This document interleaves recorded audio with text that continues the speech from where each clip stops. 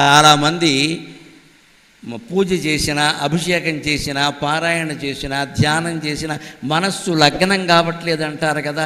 లగ్నం కావాలంటే ఈ శతకాలు లాంటి పద్యాలు చదవాలండి. ఇందులో చమత్కారమైన భావాలు ఉంటాయి. ఇప్పుడు ఏమంటున్నారంటే విచిత్రంగా, అవును కన్నప్ప కథ విన్నాను నేను, ఆయన కళ్ళు ఇచ్చాడు బాగానే ఉంది, అది త్యాగం, నువ్వు మోక్షం ఇచ్చావు, ఆయన మాంసం పెడితే తిన్నావుట నీకేమైనా బుద్ధి ఉందా లేదా అన్నాడు. ఎందుకంటే ఈ అంటున్నవాడు బ్రాహ్మడు, ఈయన మాంసం తినడు, కాబట్టి శివుడు తినడం ఈయనకి నచ్చలేదు. మనం ఎలా ఉంటే అలా కనపడతాడు కదా దేవుడు. అందుకని ఈయన బ్రాహ్మణుడు, దుర్జుడు బ్రాహ్మణుడే కదా. అందుకని ఏమయ్యా మా ఇంట్లో మాంసం అనే మాట అంటే చాలు కొట్టేస్తారు కదా, నువ్వు దేవుడు కదా, మేమంతా నిన్ను అర్చిస్తున్నాం, నువ్వు మాంసం తినడమేంటి, పైగా ఎంగిలి మాంసం తింటావా, అదేదో ఎవరినో అడిగితే సరైన మాంసం తెచ్చిచ్చేవాళ్ళం కదా పవిత్రంగా. ఇంత చమత్కారంగా మాట్లాడుతున్నాడు. ఎందుకంటే నీకు నిజంగా మాంసం కావాలంటే నీ దగ్గర లేదా, నీకు మాంసము వాంఛయేని కరవా నీ చేతలేడుండగా. ఇందులో అపూర్వమైన ఖగోళ శాస్త్రం ఉంది, దక్షయజ్ఞం ఉంది, మన పురాణ పరిణామాలన్నీ ఉన్నాయి ఇందులో. నీకు మాంసము వాంఛయేని కరవా నీ చేతలేడుండగా జోకైనట్టి కుఠారముండ అనలజ్యోతుండ నీరుండగా. నీకు మాంసము వాంఛయేని కరవా నీ చేతలేడుండగా జోకైనట్టి కుఠారముండ అనలజ్యోతుండ నీరుండగా. పాకం బొప్ప ఘటించి చేతి పునుకన్ భక్షింపక ఆ బోయచే చేకొంటి ఎంగిలి మాంసము ఇట్లు దగునా శ్రీకాళహస్తీశ్వరా. దీన్ని ఒక రకంగా ఆక్షేపణ అంటారు. ఆక్షేపించాలనుంది మీకు, ఆడపడుచుని, మరదల్ని, విజయంకుడిని, విజయపురాలని ఆక్షేపించకండి, దేవుణ్ణి ఆక్షేపించండి. వాళ్ళని తిట్టాలనుకున్న తిట్లని దేవుణ్ణి తిట్టండి. దెబ్బకి మీ ఆడపడుచు మారుతుంది, మరదలు మారుతుంది, అల్లుడు మారతాడు, విజయంకుడు మారతాడు, ప్రపంచమంతా మారుతుంది. భగవంతుడు తలుచుకుంటే మారిన వాడు లేడమ్మా, మనం ఎంత ప్రయత్నం చేసినా ఎవడు మారడు. ఆ కోపం వాడి దగ్గర వ్యక్తం చేయాలి. కాకపోతే ఒకటే, తలుపేసి చెడతేసేయాలి, ఎవరు ఫోన్ రికార్డింగ్ చేయకుండా చూసుకోవాలి, లేకపోతే ఇది వాళ్ళకి వెళ్ళిపోతుంది, గొడవ అయిపోతుంది. దేవుడి దగ్గర కూర్చున్నాను తిట్టావా అంటారు. మరి ఏం చేస్తాం, దుఃఖం భరించాలి కదా. బంధువుల్లోనే ఎవరో అవమానించారండి, ఎవరికి చెప్పుకుంటాం? వేరే బంధువుకి చెప్పామనుకో, వాడి మీద కొన్ని నేరాలు, వీడు కొన్ని నేరాలు చెబుతాడు, సమస్య పరిష్కారం కాదు. నిజంగా మనం ఏ తప్పు చేయకపోతే దగ్గర బంధువులే మన ఏదన్నా అంటే మనకు తిట్టాలనిపిస్తే పూజా మందిరంలో తలుపేసి దేవుణ్ణి తిడితే మంచిది. దాన్ని ఏం చేశాను, నేను చేసిన తప్పేంటి, ఆవిడ వచ్చి నా ఇంటికి వచ్చి ఇలా అంది, నువ్వేం చేస్తున్నావు, నేను రోజు పూజ చేస్తుంటే చేయించుకుంటున్నావు, నైవేద్యం పెడుతుంటే తింటున్నావు, పూలు పెడితే ఇంకా పెట్టు అంటున్నావు, మరి నన్ను తిడితే నువ్వేం చేస్తున్నావు అన్న ధైర్యంగా భగవంతుడిని ప్రశ్నించండి అయ్యా, వెంటనే మీకు సమాధానం దొరుకుతుంది, వెంటనే మీకు సమాధానం. నమ్మకం నమ్మకం నమ్మకం, ఆ నమ్మకం ఉంది కాబట్టి దుర్జుడు ప్రశ్నిస్తున్నాడు. నీకు మాంసము వాంఛయేని కరవ. ఒకవేళ నీకు మాంసం తినాలనుంటే వాడెవడనో అడగడమేటయ్యా, నీ దగ్గర లేదా, నీ చేత లేడుండగా. శివుడి చేతిలో లేడుంటుంది, మృగధరక అంటారు. శివుడు విగ్రహాన్ని మీరు పరిశీలించండి, లింగాన్ని కాదు విగ్రహాన్ని, ఈ చేతిలో లేడు ఉంటుంది. ఎందుకు ఉంటుంది? దక్షుడు యజ్ఞం చేసినప్పుడు శివుడు భార్య అయినటువంటి సతీదేవిని అవమానిస్తే వీరభద్రుని పంపించి ఆ యజ్ఞాన్ని ధ్వంసం చేశాడు. అప్పుడు ఆ యజ్ఞం మొత్తం శివుడు ధాటికి తట్టుకోలేక మృగరూపం ధరించి పారిపోయింది. శివుడు దాని మీద గొడ్డలు విసిరాడు, పరశువు. అప్పుడు ఆ మృగశిరస్సు తెగింది. అప్పుడే మృగశిర అనే నక్షత్రం ఏర్పడింది. అది ఖగోళ శాస్త్రం. This is Indian science. వీటిని పురాణాలు అంటారు ఏమిటండి అర్థం? ఇప్పుడు మార్గశిర మాసంలో ఉన్నాం. ఈ మాసంలో మొన్న పూర్ణిమ నాడు ఏ నక్షత్రం ఉంది? మృగశిర నక్షత్రం ఉంటుంది. శాస్త్రీయమైన పంచాంగం మనది, దిక్కుమాలిన ఇంగ్లీషు పంచాంగం కాదు. వాళ్ళు నెలలకి పేర్లు పెట్టారు. ఏమిటా? జూలై, ఎవడో జూలియస్ సీజర్ అని ఒక వెధవ, వాడు పేరెట్టారు. అగస్టస్ అని వాడు ప్రియురాలు, వాడు పేరెట్టారు. రాజుల పేర్లు, వాళ్ళ భార్యల పేర్లు, వాళ్ళు ఉంచుకున్న వాళ్ళ పేర్లు పెట్టిన దిక్కుమాలిన పంచాంగాలమ్మ. నా హిందూ పంచాంగం, నా భారతీయ పంచాంగం, నా తెలుగు పంచాంగం ఏ వ్యక్తికి ప్రాధాన్యం ఇవ్వలేదు, కేవలం విజ్ఞానానికి తప్ప. That is Indian calendar. ఖచ్చితంగా మార్గశిర మాసం అంటే పూర్ణిమ నాడు మృగశిర నక్షత్రం ఉంటుంది. రేపు పాల్గొన మాసం వస్తే ఖచ్చితంగా పూర్ణిమ నాడు మీరు లెక్క చూసుకోండి, ఉదయం కానీ సాయంత్రం కానీ 24 గంటల్లో ఎక్కడో ఒక చోట పూర్వ ఫలుగుని లేదా ఉత్తర ఫలుగుని ఖచ్చితంగా ఉంటాయి. చైత్రమాసం అంటే చిత్ర నక్షత్రం ఉంటుంది. ఆ పున్నమి నాడు ఆ నక్షత్రం చంద్రుడికి సమీపంగా ఉంటుంది కాబట్టి ఆ నక్షత్రం పేరు మీద ఆ నెల ఏర్పడింది. తీసి సైంటిఫిక్. ఇందులో వ్యక్తులకు ప్రాధాన్యాలు ఎక్కడా లేవండి, అసలు ఏ దేవుళ్ళకి లేవు. ఒక నామానికి, ఒక మాసానికి విష్ణువు పేరు పెట్టలేదు, ఒక మాసానికి శివుడు పేరు పెట్టలేదండి. ఎంత విచిత్రమైన మతం ఇది, ఎంత శాస్త్రీయమైన మతం ఇది. ఏ దేవుడు పేరు పెట్టలేదు. మీరు ఆశ్చర్యకరం. భారతం చదవండి. ఒక ఆయన పరిశోధన చేసి చెప్పాడు, 14,449 పాత్రలు ఉన్నాయి. మీరు గమనించండి, ఒక్క పాత్రకు కూడా దేవుడి పేరు లేదు. మొత్తం భారతంలో ఏ పాత్రకి భీముడు, అర్జునుడు, ధర్మరాజు, కృష్ణుడు సహా ఏదీ దేవుడు పేరు కాదు. ఆ తర్వాత వాళ్ళ ప్రవర్తనలు బట్టి కొందరు దేవుళ్ళు అవ్వచ్చు, అది వేరే విషయం. నల్లగా ఉండబట్టే కృష్ణ అన్నారు. వసుదేవుని కుమారుడు కాబట్టి వాసుదేవుడు అన్నారు. మంచి భయంకరంగా ఉన్నాడు చిన్నప్పటి నుంచే కాబట్టి భీముడు అని పేరెట్టారు. ధర్ముని సంతానం కాబట్టి ధర్మరాజు అని పెట్టారు. అర్జున వృక్షంలా తెల్ల మద్ది చెట్టులా ఎత్తుగా పొడుగ్గా ఉంటాడు కాబట్టి అర్జున అని పెట్టారు. ఆ పేర్లు పెట్టడంలో ఉద్దేశం దేవుడి పేరు లేదండి. శాస్త్రీయంగా క్షత్రియుల పిల్లలకి, అన్ని కులాల పిల్లలకి వాళ్ళ వృత్తి ధర్మాలను బట్టి ఏ పేరు పెడితే సరిపోతుందో ఆ పేరు పెట్టారు. కానీ 14,449 పేర్లలో ఒక్క పేరు కూడా దేవుడి పేరు పెట్టలేదు. నీ జీవితం ముఖ్యం, నీకు దేవుడి కంటే జీవితం గురించి ఆలోచించి దేవుడు అర్థమవుతాడు ఖచ్చితంగా. అందుకని మనస్సు లగ్నం కావాలంటే ఎప్పుడు దేవుడితో మాట్లాడాలి. ఆయన మాట్లాడుతున్నాడు, ఏమయ్యా నీకు మాంసమే కావాలి అంటే నీ చేతిలో లేడుంది కదా, మృగశిర ఖగోళ శాస్త్రం పక్కనట్టండి, ఇదో పురాణ కథ సార్. నీ చేతిలో మరి లేడుందయ్యా, దాన్ని నరకడానికి కత్తి కావాలి కదా, జోకైనట్టి కుఠారముండా, చేతిలో గొడ్డలుందిగా, ఆ గొడ్డలనే కదా దక్షయజ్ఞంలో ప్రయోగించినప్పుడు ఏమైంది, మృగం శిరస్సు తెగింది, మృగం వేరైంది, శిరస్సు వేరైంది. అందుకే నక్షత్రం పేరు మృగశిర, మృగం కాదు. అప్పటి నుంచి మొత్తం నక్షత్ర ప్రణాళిక మారిపోయింది. వేరే రాశిలో ఉండేటువంటి మృగశిర వేరే రాశిలోకి వచ్చేసింది నక్షత్ర ప్రణాళిక. అంతకుముందు రాశులు 9 ఉండేవి దక్షయజ్ఞం జరగకముందు. దక్షయజ్ఞం జరిగాక 12 రాశులు అయ్యాయి. ఇదంతా జ్యోతిష్ శాస్త్రం, ఖగోళ శాస్త్రం. తజ్ఞులు ఉన్నప్పుడు ఆ విషయాలు మనం వివరంగా మాట్లాడుకుంటాం, ఇక్కడ అనవసరం. మొత్తం మీద నీ చేతిలో లేడుంది కదా, నువ్వే గొడ్డలు ఉపయోగించావు. ఇంకోటి శివుడి చేతిలో ఉన్న గొడ్డలు ఉంటుంది, మీరు గమనించండి. అది పూర్తి గొడ్డలు ఉండదు, సగం తెగిపోయి ఉంటుంది. ఎందుకంటే ఆ విసిరినప్పుడు ఆ గొడ్డలి మొక్క, ఇనప మొక్క దాని మీద పడింది, ఆ చేతిలో మిగిలింది ఉండిపోయి. అందుకే ఖండపరశుహు అంటారు ఆయన. ఇక్కడ ఈ ఒక్క నామంలో తేడా లేదమ్మా. అన్నిటి వెనకాల ఖగోళ శాస్త్రాలు, పౌరాణిక కథలు ఉన్నాయి. అష్టోత్తరం, సహస్రం ఏం చదివినా భక్తితో చదవండి, శ్రద్ధగా చదవండి, టెక్నికల్గా చదవకండి, అయిపోవడం కోసం చూడకండి, అర్థం కావడం కోసం ప్రయత్నించండి. మీరు మధ్యలో ఆపేసినా పర్వాలేదు, అర్థం చేసుకుందుకు ప్రయత్నించండి. ఖండపరశువు, సగం విరిగిన గొడ్డలి, అది అప్పుడే విరిగింది, ఆయన అలాగే ధరించాడు. నేను దెబ్బ కొట్టానన్న గుర్తుగా నా దగ్గర ఒకటి ఉండాలి కదా అని ధరించాడు. అందుకే ఖండపరశువు అన్నారు. సుధన్వాఖండ పరశు దారుణో ద్రవిణ ప్రద, విష్ణుమూర్తి నామాల్లో కూడా ఉంటుంది. అలాగే నీ చేతిలో లేడుంది, గొడ్డలుంది కదా, దాంతో దీన్ని కొట్టుకోవచ్చు కదా. అప్పుడు కూడా శివుడు అన్నట్ట, బాగుందయ్యా, ఏమిటో నాకు ఉపాయం తోచలేదు, అనవసరంగా కన్నప్ప మాంసం పెడితే తినేసాను, ఏమిటో తోచ. కానీ అప్పుడు వెంటనే అనుమానం వచ్చింది, అవును ఈ మాంసం వండుకోవాలి కదా, అంటే అగ్ని ఉండాలి కదా. అనలజ్యోతుండ, నీ నుదుటి మీద పాలనేత్రం ఉంది కదా, అది అగ్నే కదా, దాని మీద కొండబెడితే అయిపోయే. అదేమిటయ్యా, మాంసం ఉడుకుతుంటే కాస్త నీళ్లు పోయాలి కదా, నెత్తి మీద గంగ ఉంది కదయ్యా, గంగాతరంగా అన్నారు కదా, గంగ ఉంది కదా, ఈ నీళ్ళు అందులో పోస్తే అయిపోయాయి. ఏడి నీ చేతిలో ఉంది, గొడ్డలు నీ చేతిలో ఉంది, వండుకుందుకు అగ్ని నీ నుదుటి మీద ఉంది, పొయ్యడానికి నీళ్లు నీ నెత్తి మీద ఉన్నాయి. అన్నీ అన్నాక శివుడు అన్నట్టు సరదా కదా, భక్తుడితో ఆడుకుందామని. గిన్నె లేదయ్యా, no dining table and plate, మరి తినాలంటే ఉండాలి కదా. పళ్ళెం లేదయ్యా, అదేమిటిది, చేతి పునుకన్ భక్షింపగ బ్రహ్మకపాలన్నీ చేతిలో ఉంది కదయ్యా, అందులో పెట్టుకుని తినచ్చు కదయ్యా. ఈ బోయవాడు పెట్టిన ఎంగిలి మాంసం తినడా నీకేం కర్మయ్యా అన్నాడు. ఇటువంటి చమత్కారమైన మాటలతో మన మనస్సును భగవంతుడి మీద లగ్నం చేయొచ్చు. ఇవన్నీ తేలిక భావాలు అనుకోకండి. ఎంతసేపు మంత్రశాస్త్రం చదివితే, ఏదో శివసహస్రమో విష్ణు సహస్రమో చదివితేనే గొప్ప అనుకోకండి. ఈ తెలుగు శతకాలన్నీ కూడా మీ మనస్సుని పక్కకి వెళ్ళనీయకుండా భగవంతుడి మీదే లగ్నం చేస్తాయి ఖచ్చితంగా. ఇవి అపూర్వమైన భావాలు ఇవన్నీ కూడా.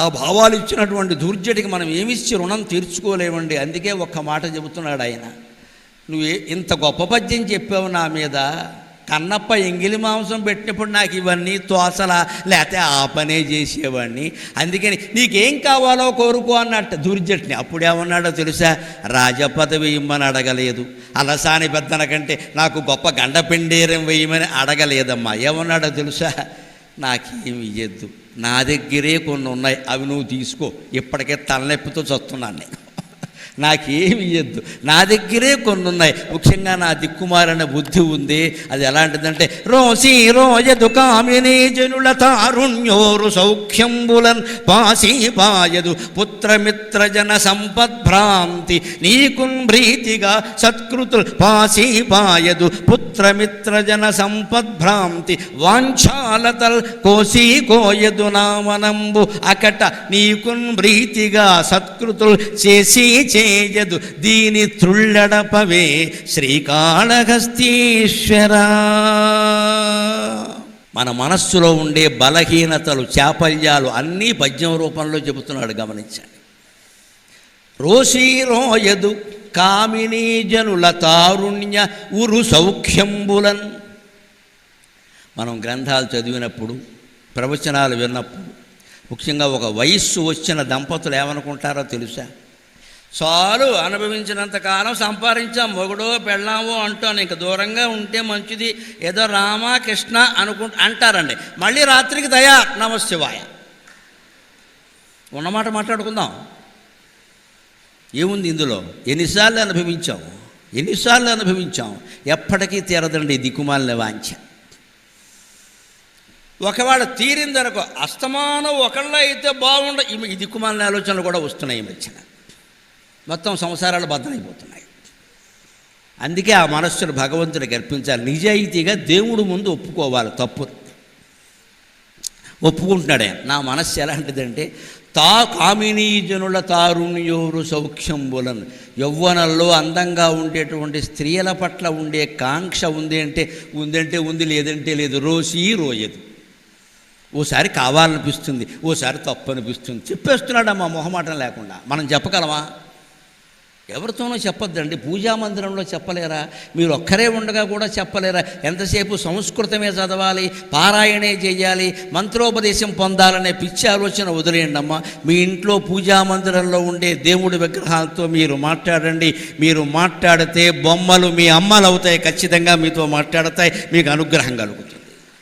దానికి ఉదాహరణ ఏమిటంటే, ఇంట్లో ఉండే అమ్మ కూడా మాట్లాడకపోతే బొమ్మ అయిపోయింది కదా.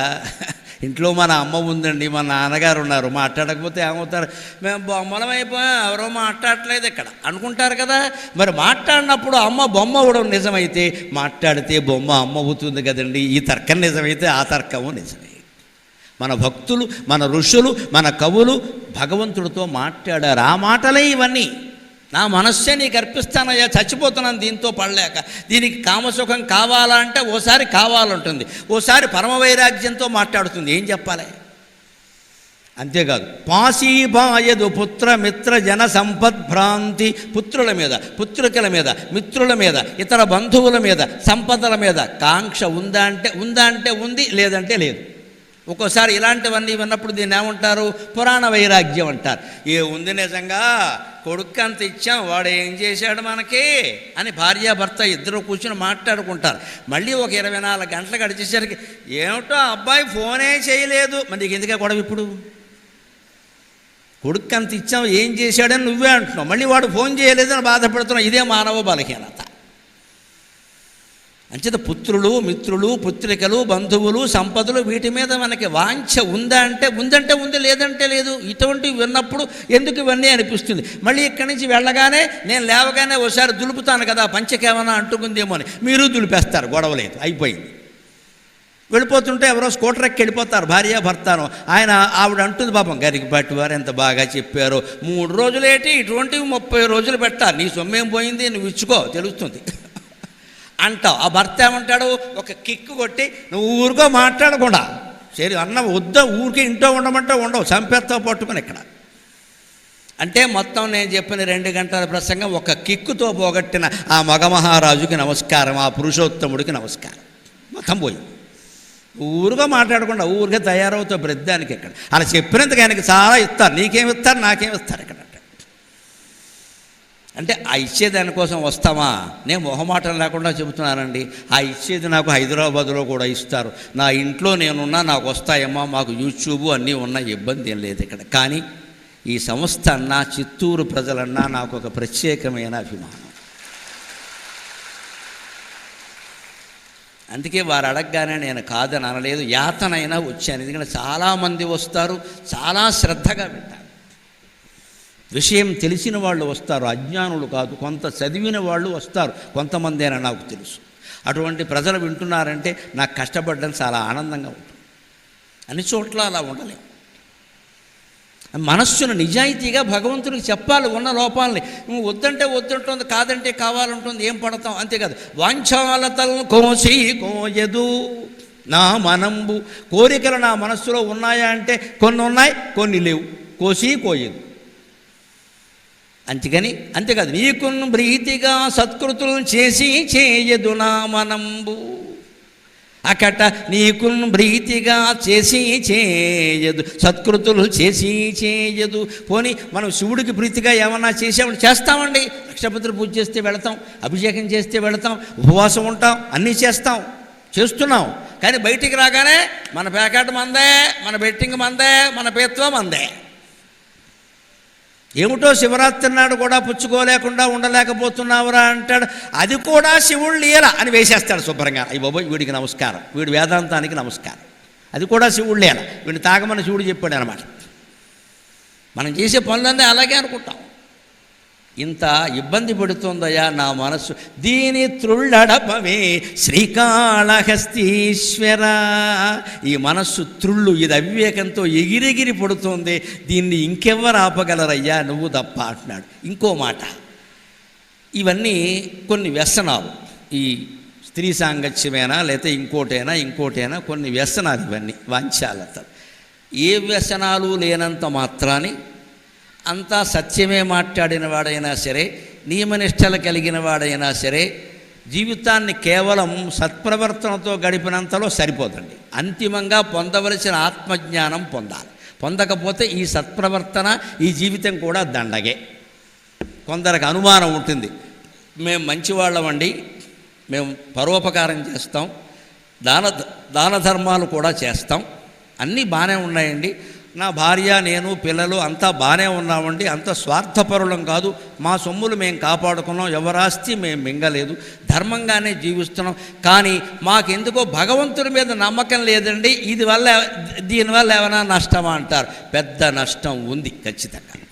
నువ్వు ఎంత మంచివాడివైనా, ఎన్ని దాన ధర్మాలు చేసినా, ఎంత సంస్కారంతో జీవించినా, అంతిమంగా భగవద్విశ్వాసం లేకపోతే నీకు ఉత్తమ జన్మ రావచ్చు, పుణ్యలోకాలు రావచ్చు, కానీ మోక్షం మాత్రం రాదు, జ్ఞానం మాత్రం రాదు. ఖచ్చితంగా ఆ విశ్వాసం ఉండవలసిందే. దాన్ని ఎలా చెబుతున్నంటే, ఎన్నేళ్ళుండుదును ఏమి గందును, ఇక నేనెవ్వారి రక్షించెదన్, నిన్నేనిష్ట భజించెదన్, నిరుపమోన్నిద్రా ప్రమోదంబు నాకెన్నండబ్బెడు ఎంతకాలము, ఇక నేనెట్లున్ననేమయ్యడిన్, చిన్నంబుచ్చక నన్ను నేలుకొనవే శ్రీకాళహస్తీశ్వర.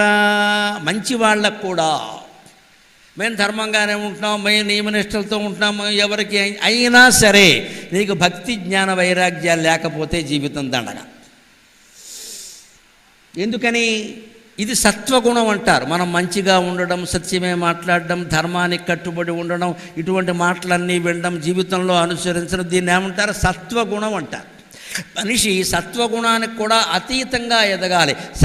తమోగుణం ఎలాగూ ప్రమాదం, రజోగుణం కూడా చాలా ఇబ్బంది. సత్వగుణం వల్ల ప్రమాదం లేదు, కానీ అందులో 2 ఇబ్బందులు ఉన్నాయి. ఒకటి చాదస్తం, 2 అహంకారం. మనం ధర్మంగా ఉండి సత్యంతో ఉంటే ఏముంటుందో తెలుసా? మీకు తెలియదు. భారతంలో విచిత్రమైన పాత్ర ధర్మరాజు. ఆ విషయం కృష్ణుడు కనిపెట్టాడు. పేరు ధర్మరాజు పెనువేప విత్తయ్య అన్నారు గయోపాఖ్యానంలో చిలకమర్తి వారు. కృష్ణుడు చేత అనిపించారు, పేరు ధర్మరాజు కానీ వేప చెట్టు విత్తనం అయ్యా మనవాడంగా. పైకి కనపడ్డావు. ధర్మరాజుగా లోపల అహంకారం ఏమిటో తెలుసా? నాకు మళ్ళీ సత్యానికి ధర్మానికి కట్టుబడినవాడు అసలు ఎవడైనా ఉన్నాడా అని అరణ్య పర్వంలో బృహదస్వ మహర్షిని అడిగాడు. ఆయన ఒకసారి నవ్వుకున్నాడు, నీకు ఇంత అహంకారం ఉందా? నాకు మళ్ళీ ఎవరికి ఏ అన్యాయము చెయ్యకుండా అన్యాయానికి గురైన వాడు ఎవరైనా నోరు మూసుకో సన్నాసి రామచంద్రమూర్తి సంగతి ఏమిటని రామాయణం చెప్పాడు మొత్తం ఆయన. ధర్మరాజు ప్రశ్న అండి. ఒక్కొక్కళ్ళు కనపడిన అహంకారం ఉంటుందమ్మా, సాత్విక అహంకారం అంటారు దీన్ని. ధర్మంగానే ఉంటాడు కానీ నా అంత ధర్మాత్ముడు లేడంటాడు. సత్యం మాట్లాడతాడు కానీ నేను జీవితంలో అబద్ధం వాడు ఎవడు చెప్పానండి, నేను ఊరుకో మాట్లాడక, ఆ గొప్పలు ఎందుకు చెబుతున్నావు? దాన ధర్మాలు చేస్తాడు, పట్టికంతా చెబుతాడు. ఇక్కడ గుళ్ళు కట్టిస్తాడు, ఇదంతా నేనే కట్టించానంటాడు వచ్చిన వాడికల్లా. ఆ విషయం దేవుడికి తెలుసు, నువ్వు చెప్పకల్లా. చెబుతున్నావంటే అహంకారం వచ్చేస్తుంది. నేను నాది అనేది ప్రవేశించిందంటే ఈ గుళ్ళు కట్టించడం, గోపురాలు కట్టించడం, సత్యానికి ధర్మానికి కట్టుబడి ఉండడం వల్ల వచ్చే జన్మలో నీకు ఒక రమణ మహర్షి లాంటి జన్మ ఏదో రావచ్చు, మహా అయితే వస్తే, కానీ మోక్షం మాత్రం రాదు. మళ్ళీ అప్పుడు ఆయన బతికినట్టుగా 70 ఏళ్ళు బతికి మోక్షం పొందాల్సింది. ఏమో అప్పుడేమవుతుందో. ఆయన రమణ మహర్షి, మనం రమణీయ మహర్షులం అయ్యే, మనకెక్కడ కుదురుతుంది? ఇక్కడ మనకు వచ్చే జన్మ అంటూ వస్తే మనం ఏమవుతామో, ఈ జన్మలోనే ఇలా ఉన్నాం ఇక్కడ. ఆయన కాబట్టి ఉన్నాడు, మనం ఉంటాం ఏంటి? అంచేది వచ్చే జన్మ వరకు ఆగకూడదండి, అది తాత్పర్యం ఇది. అందుకని మంచివాళ్ళు కూడా ప్రయత్నం. అందుకే ధర్మరాజుకి అంటే బృహదస్వ మహర్షిని అడగానే, ఏం మాట్లాడుతున్నావయ్యా, నువ్వు ఎవరికీ అన్యాయం చేయలేదా? పేకాట ఆడమని ఆవిడ చెప్పాడు నీకు అన్నాడు. పేకాట ఆడేవా? పోనీ ఆడితే ఆడేవు, పెళ్ళాన్ని అందులో పెడతావా? బుద్ధుందా? అన్నదమ్ముల్ని పెడతావా? వాళ్ళంతా నీ సొంతమా? ఏమైనా బజార్లో కొన్నావా? భీముడిని, అర్జునుడిని, కుంతీదేవిని అడిగావా? పేకట్లో పెట్టేమని ద్రౌపదిని అడిగావా? ఆవిడ నిండు సభలో ప్రశ్నించిందే, ముందు నన్నోడి తన్నోడేనా, తన్నోడి నన్నోడేనా తేల్చండి. అప్పటి నుంచి ఇప్పటి వరకు తెలిసిన వాళ్ళు ఏంటండి ఆ ప్రశ్నకి? ఎంత అన్యాయం జరిగింది ఆ ఇల్లాలకి. అన్యాయం చేయలేదని ఈయనంటాడేమిటండి పెళ్ళానికి అన్యాయం చేసి? ఒక్కొక్కడి మాట ఇలాగే ఉంటుందండి. ధర్మరాజు మాట అలా ఉందంటే మన కర్మరాజులో మన మాట ఎలా ఉంటుందో చూడండి. అన్యాయం చేస్తాం, చేయలేదని చెబుతాం ఇక్కడ, ఎందుకంటే ఎవరికి తెలియదుగా. అందుకే చెబుతున్నాడు, ఎంత మంచివాడివైనా సరే, ఎన్ని యజ్ఞాలు చేసినా సరే, ఎన్ని వేదశాస్త్రాలు చదివినా సరే, జీవితం ఆత్మజ్ఞానం పొందకపోతే దండగే. ఎన్ని ఏళ్ళుండు ఏమి గందు, ఇంకెన్ని ఏళ్ళు ఉండమంటావు, ఏం చూడమంటావు? చూడవలసినవన్నీ చూశానయ్యా. పిల్లలు బాగున్నారు, వృద్ధి చెందారు, మనవాళ్ళు కాదు ముని మనవాళ్ళు కూడా పుట్టారు. విసుగొస్తోంది జీవితం మీద. 80 ఏళ్ల వాళ్ళందరికీ ఈ భావన ఉంటుందమ్మా ఖచ్చితంగా. విసుగొస్తోంది, ఇంకేం లేదు ఇక్కడ. ఊరికే బారసాలకు అటెండ్ అవ్వడం, అక్షంతలు వేయడం, పేరంటానికి అటెండ్ అవ్వడం, అక్షంతలు వేయడం, అంతే. ఈ ముసలావిడ కదా నువ్వు దండం పెట్టిస్తారు, అంతకంటే ఏం లేదు అక్కడ. ఇదే నా జీవితం. ఇంకా ఈ కాస్త పండక్కి మన పిలవకపోతే ఏమిటో ముసల్దాన్ని కదా నన్ను పట్టించుకోవడం మానేశారు, ఇదో గొడవ తయారైంది ఇక్కడ. ఈ అహంకారాలు మొత్తం, మమకారాలు మొత్తం పోవడమే జ్ఞానం. మనల్ని ఎవరూ పట్టించుకోలేదు అంటే ఈశ్వరుడు పట్టించుకోవడానికి సిద్ధంగా ఉన్నాడమ్మా. దయచేసి నమ్ముదాం ఆ విషయాన్ని. ఏకాంతం ఎంత గొప్పది, ఏకాంతం ఎంత గొప్పది. ఎందుకు సాంగత్యం కోరుకుంటారో నాకు అర్థం కాదు. నేను వేరే ఊళ్ళు ప్రయాణాలు, విదేశీ ప్రయాణాలు కూడా అప్పుడప్పుడు ఎందుకు ఒప్పుకుంటే నాకు ఇష్టమే కాదమ్మా. నాకు ఏకాంతం దొరుకుతుంది ఇక్కడ ఖచ్చితంగా. నా జోలికి ఎవడూ రాడు. పొద్దున్న నుంచి సాయంత్రం వరకు మునిరాజు తప్పితే మరొకడు పైకి రావడానికి వీల్లేదు. నేను అంతకంటే మునిరాజులాగా లోపల కూర్చుంటాను. నేను మునినే, నా మౌనం నాకు. అదే మా ఇంట్లో ఉన్నామనుకో, ఈ మధ్య ఏమిటంటే ఈ ఇమేజ్ బాగా పెరిగిపోయి గంటకొకళ్ళు బెల్ల నొక్కేస్తున్నారు. ఏమన్నా అంటే మీ దర్శనానికి వచ్చాం, నేనేమన్నా వ్యాసున్నా వాల్మీకి, నా పని లేదా అని చెప్పాను. నేను ఇక్కడ ఇటు పడుకోనీయకుండా అన్నం తినకుండా దర్శనానికి వచ్చామంటే ఏమైపోవాలి? నేను ఇక్కడ అన్నం తింటుంటే బెల్ల కొడతారు. దర్శనానికి వచ్చాం, ఏమిటి దర్శనం? తిరుపతి వెంకటేశ్వర స్వామినా? ఎంత ఇబ్బందిగా ఉంటుందంటే అది. ఆ ఏకాంతంలో హాయిని పొందడానికే నేను దూర ప్రాంతాలు ప్రయాణాలు చేస్తా. ఇక్కడ ఉంటే గొడవలేదు. మహా అయితే ఆవిడ వస్తుంది, ఆవిడ ఎప్పుడూ నన్ను ఇబ్బంది పెట్టదు. ఆవిడ పుస్తకం ఆవిడ చదువుకుంటుంది, నా పుస్తకం, నా ధ్యానం నేను చేసుకుంటా. ఇంకెవరూ రావడానికి అవకాశం లేదే, అయిపోయింది. మనస్సును ఇలా మార్చుకుని ఏకాంతాన్ని ఆస్వాదించాలి. ఒంటరితనం అనుకోవద్దు, ఏకాంతం అనుకోండి. ఏకాంతం ఒక వరం, ఒంటరితనం శాపం. ఒంటరితనం అనుకోవద్దు అని ఏకాంతం. మన ఒక్కళ్ళని భగవద్ధ్యానం చేసుకుందుకు వీలుగా కుటుంబ సభ్యులందరూ మనల్ని వదిలేశారు అంటే అంత అదృష్టవంతుడు ఇంకొకడు లేడు భూమండలం మీద. మనం హాయిగా ధ్యానం చేసుకోవాలి. వాళ్ళతో పాటు వెళ్ళలేదని, వాళ్ళు పిలవలేదని ఏడుస్తున్నామంటే ఇంతకాలం బతికి అనవసరం. ఎన్నేళ్ళుండుదును ఏమీ గందు ఇక నేనెవ్వారి రక్షించేదని. ఎవరో వస్తారు, ముసలావిడికి ముసలాయనికి దండం పెడతారు, మీరు ఆశీర్వదించండి, మీరు ఆశీర్వదిస్తే వాళ్ళు బాగుంటారు. అప్పటికే ఈఎంఐలు 4 లక్షలు కడుతున్నారు ఈ సన్నాసులు ఇద్దరు. ఎందుకు బాగుంటారండి? ముసలావిడ ఆశీర్వదిస్తే బాగుంటారా? వీళ్ళు అప్పులు చేసేసారు, ఈఎంఐలు కట్టేస్తున్నారు. వాళ్ళు కొంచెం ఇబ్బందుల్లో ఉన్నారు. మీరు పెద్ద మొత్తైదువా, ఆయన అంతకంటే ఋషి, మీరు ఆశీర్వచనాల వల్ల ఏం జరగవమ్మా.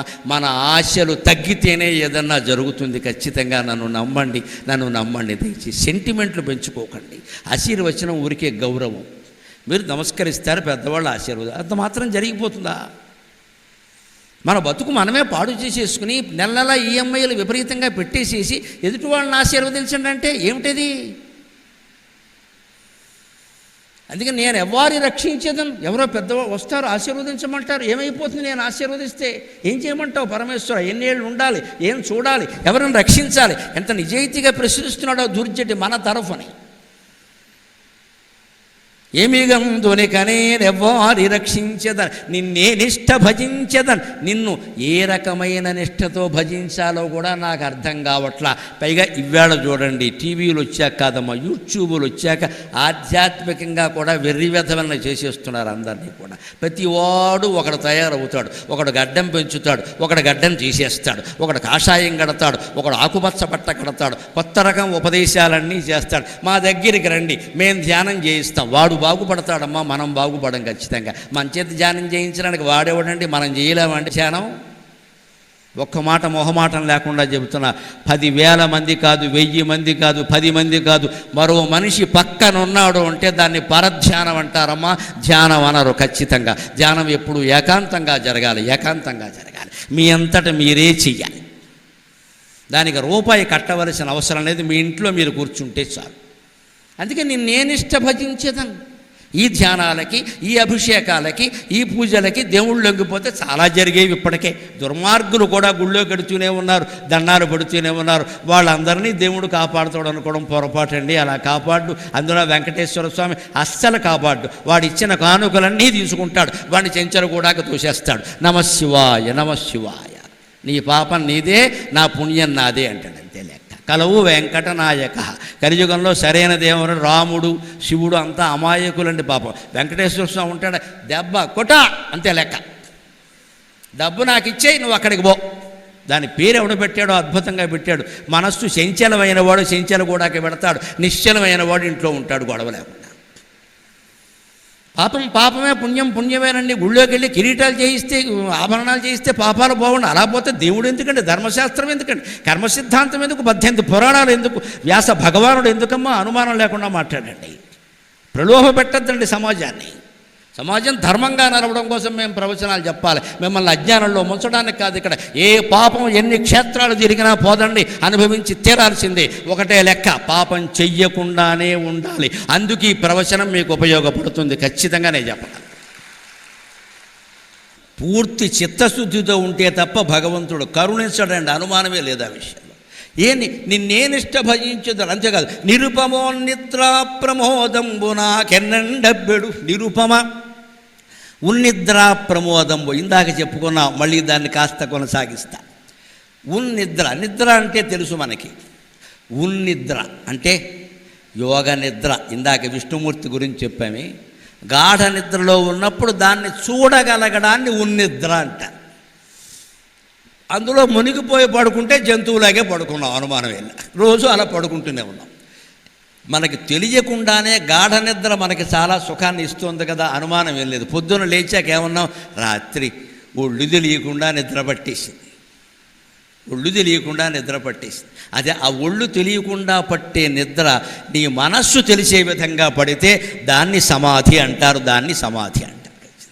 అంతకంటే సమాధి వేరే అలా. నీకు తెలియాలి, నువ్వు చూస్తూ ఉండాలి. శరీరం పడుకునే ఉంటుంది, ఊపిరి నడుస్తూనే ఉంటుంది, నువ్వు నిద్రలోనే ఉంటావు. కానీ ఆ నిద్రని చూస్తూ ఉంటావు, నిద్రపోతున్నటువంటి జీవుణ్ణి చూస్తూ ఉంటావు. అప్పుడు నువ్వు శ్రీ మహావిష్ణువుతో సమానం, నువ్వు యోగ నిద్రలో ఉన్నట్టు లెక్క.